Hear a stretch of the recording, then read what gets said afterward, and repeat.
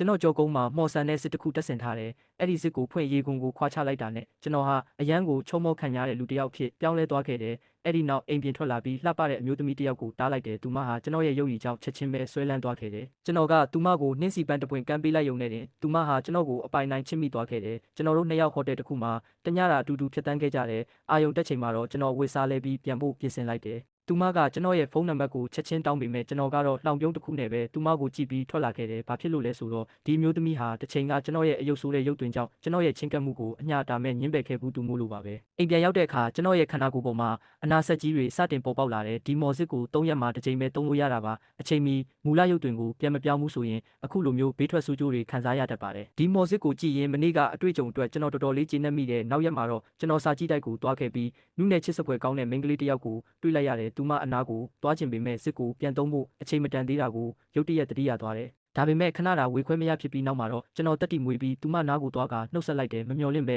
အဲ့ဒီမိန်းကလေးဟာကျွန်တော်ကိုကြည့်တဲ့အခါယွန်ရှာတဲ့အရေးအယောင်လုံးဝမရှိဘူးဖြစ်နေတယ်။သူမဟာရုပ်ရည်ကိုကြည့်ပြီးဆုံးဖြတ်တတ်တဲ့အပေါ်ယံဆန်တဲ့အမျိုးသမီးတွေနဲ့မတူဘူးဆိုတာသိလိုက်ရတယ်။ဒါပေမဲ့မကြခင်မှာပဲသူမကထွက်သွားဖို့ပြင်တယ်။ကျွန်တော်လည်းသူမနောက်ကိုအပြေးလိုက်ပြီးဖုန်းနံပါတ်တောင်းလိုက်ပေမဲ့သူမမှာရေးစားရှိပြီးသားလို့ပြောပြီးထွက်ခွာသွားခဲ့တယ်။နောက်ထပ်2ရက်ကြာမှာတော့သူမကိုပြန်ရှာဖို့အတွက်စစ်ကိုတုံးပြီးချုံမောတဲ့ပုံစံပြန်ပြောင်းလိုက်ပေမဲ့သူမကကျွန်တော်ကိုအေးမလုပ်ခဲ့ပြန်ဘူး။အဲ့ဒီအချိန်မှာပဲကျွန်တော်တခုသဘောပေါက်သွားတယ်။သူမဟာကျွန်တော်ရဲ့အယုတ်ဆိုးတဲ့ရုပ်တွင်ကိုမယုံရှာဘူးဆိုမှတော့ချုံမောတဲ့ရုပ်ရည်ကလည်းသူမကိုဆွဲဆောင်နိုင်မှာမဟုတ်ဘူးဆိုတာပါပဲ။အဲ့ဒီအချိန်မှာပဲသူမပြုတ်ကျကြံခဲ့တဲ့သူမနဲ့သူမချစ်သူတို့ရိုက်ထားတဲ့ဓာတ်ပုံလေးကိုကောက်ရလိုက်တယ်။အဲ့ဒီပုံကနေတဆင့်သူမကိုဘယ်လိုချင်းကပ်ရမလဲဆိုတဲ့အကြံတစ်ခုရသွားခဲ့တယ်။နောက်ထပ်3ရက်ကြာသွားခဲ့ပြီးအဲ့ဒီမိန်းကလေးဟာထုံးစံအတိုင်းစာကြည့်တိုက်ကိုရောက်လာတယ်ကျွန်တော်ကတော့သူမကိုစောင့်နေခဲ့တာပါဘာလို့လဲဆိုတော့ဒီနေ့မှာတော့ကျွန်တော်ဟာသူမရဲ့ချစ်သူနဲ့တပုံစံနဲ့တူအောင်ပြောင်းလဲထားလို့ပါပဲကျွန်တော်ကိုမြင်လိုက်ရတဲ့အခါသူမဟာလုံးဝကိုအံ့အားသင့်သွားခဲ့တယ်ဒါကိုကျွန်တော်တော်တော်လေးနားမလည်နိုင်ဖြစ်သွားတယ်။သူမရဲ့ချစ်သူကိုတွေ့ရတာသူမပြောရမှာမဟုတ်ဘူးလား။အဲ့ဒီနောက်ကျွန်တော်တို့အတူတူအပြင်ထွက်စားတော့ကြတယ်။ဒါပေမဲ့မကြခင်မှာပဲကျွန်တော်ရဲ့လက်မောင်းတွေပေါ်မှာအနာဆက်တွေပေါ်လာတာကိုသတိထားမိလိုက်တယ်။ဈေးရဲ့အာနိသင်ကုန်တော့မယ်ဆိုတာသိလိုက်လို့အကြောင်းပြချက်တစ်ခုပေးပြီးအမြန်ပဲထွက်လာခဲ့လိုက်တယ်။မထွက်ခွာခင်မှာနောက်ထပ်3ရက်ကြာမှ